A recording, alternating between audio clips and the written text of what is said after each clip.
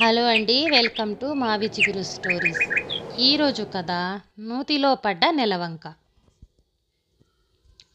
అనగనగనగా ఒక ఊరిలో ఒక పాలేరు ఉండేవాడు. ఒకరోజు రాత్రిపూట ఆ పాలేరుకి దాహం వేసింది. మంచినీళ్లు తాగుదామని నూతి దగ్గరికి వెళ్ళాడు.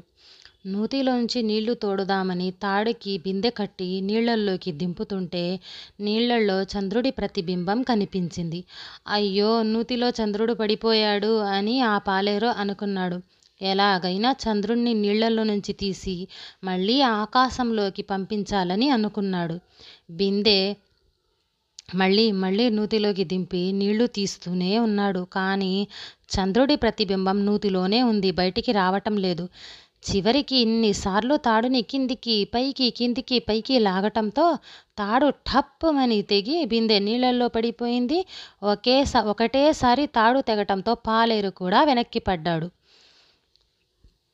వెన్ను మీద పడ్డ పాలేరు దృష్టి ఆకాశం వైపు వెళ్ళింది. పైన చూస్తే నెలవంక ఉండవలసిన చోటులో ఉంది. పాలేరు తనే కష్టపడి నూతిలో నుంచి నెలవంకను మళ్ళీ ఆకాశంలోకి చేర్పించాడని చాలా సంతోషపడ్డాడు.